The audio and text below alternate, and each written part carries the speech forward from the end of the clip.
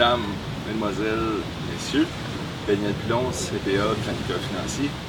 Bienvenue à cette capsule spéciale qui va parler du très curieux système d'indemnité pour les inondations qu'on a connues en 2019, bref 2017.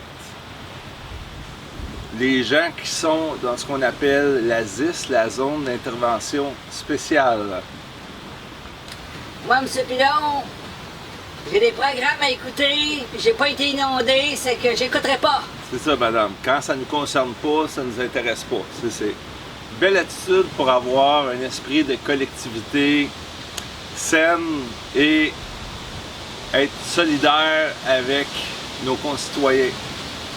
Moi, quand j'ai eu des problèmes avec mon mari, cette espèce d'ivrogne-là, il voulait pas payer pension, j'élevais tout seul mes deux filles.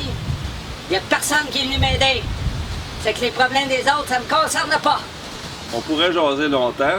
Je trouve ça très malheureux, votre attitude. Hélas, j'ai une capsule à faire. Je vous souhaite une bonne soirée et des bons programmes. Donc, je voulais vous faire ressortir à quel point les catastrophes qu'il y a eu au Québec en 2019 et 2017, plus particulièrement en 2019, a fait en sorte qu'on a vu que le gouvernement était dépassé. Et c'est correct, c'est normal, ce sont des humains. Là où j'ai un problème, c'est quand on entend la ministre dire on a fait un travail rigoureux. On a, comme ça ici, on est actuellement ici 12 pieds plus haut que le niveau le plus haut de l'eau, puis c'était dans la zone d'intervention spéciale. Donc je ne sais pas c'est quoi les problèmes qu'il y avait avec les photos qu'ils ont prises d'un point de vue aérien. Ils ont pris ça des journées de pluie, as-tu les reflets du soleil qui a joué des tours à quelqu'un?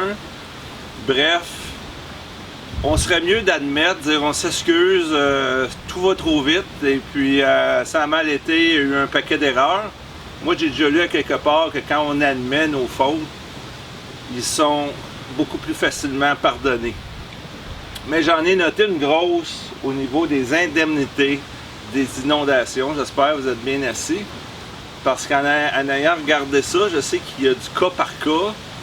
Des gens qui y ont goûté, il y a des gens que la maison est perte totale, il y a des gens que c'est partiel. On va y aller, on va comparer deux couples identiques qui avaient la même valeur dans le bilan. On a le couple A qui avait son bungalow au coin de la rue.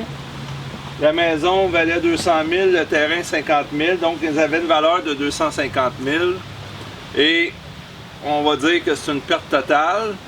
Le gouvernement analyse le dossier. Le couple dit OK, on accepte de s'en aller, ce qui n'est pas le cas de tout le monde, mais on va faire ça plus simple pour l'exemple. Ils vont recevoir, si j'ai bien compris, 250 000. Donc leur bilan, avant, ils avaient une maison, un terrain et pas de dette.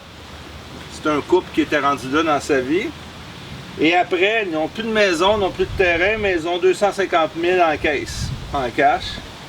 Ils ont une valeur de 250 000, parce que le gouvernement va jusqu'à 250 000. Leur couple voisin, leurs meilleurs amis, eux ont acheté la maison au bord de l'eau. Ils avaient le même bilan, mais ils ont acheté la maison au bord de l'eau qui valait 500 000.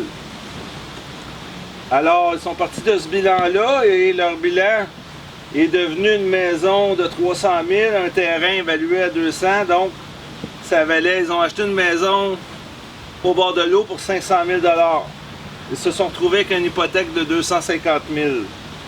Donc, une valeur de 250 000. Les deux couples valaient la même chose. Après les inondations, la maison, perte quasi totale, le couple il dit nous autres, on s'en va. C'est pas tout le monde qui fait ça. Et ça, c'est un autre sujet. Bien, après l'indemnité, le gouvernement, nous autres, ils disent on donne maximum 200 pour la maison, 50 000 pour le terrain. Donc, eux, ils payent leur hypothèque. Ils ne se retrouvent plus de maison, plus de terrain, plus une scène, valeur zéro. Mesdames, mesdemoiselles, messieurs, est-ce que c'est logique que ces deux couples-là identiques, la seule différence qu'il y en a un qui a dit « Moi, je m'achète une maison plus grosse, soudainement, et le malheur frappe et il y a une différence de 250 000. On voit tout de suite ici qu'il y a quelque chose qui est complètement insensé. Et là, ce qu'on fait, c'est qu'il y a des gens qui ne voudront pas partir. C'est ça qui se passe actuellement. Ils vont être frappés encore dans le malheur, donc on n'en sortira jamais. Il faudrait peut-être indemniser les gens de façon équitable. À tout le moins, faire un effort de tenir compte du bilan personnel de chacun. Ça ici, c'est un exemple des distorsions épouvantables qui sont occasionnées par le système d'indemnisation mis de l'avant en 2019 par le gouvernement. Puis il y a d'autres types de distorsions, ça ne finit plus. Je voulais juste vous en montrer une, en espérant qu'il va y avoir des discussions en haut lieu à Québec pour dire ouais, on devrait peut-être regarder certaines réalités, ceux qui avaient des valeurs un peu plus grosses. On pourrait regarder même le bilan personnel des gens. C'est sûr que là, on s'embarque dans quelque chose. Mais bref, il y a des gens qui vont être marqués à vie avec un tel système. En espérant que cette capsule vous a plu, je vous invite à partager pour vos proches, parents, amis, quiconque dans votre entourage serait concerné par la zone d'intervention spéciale.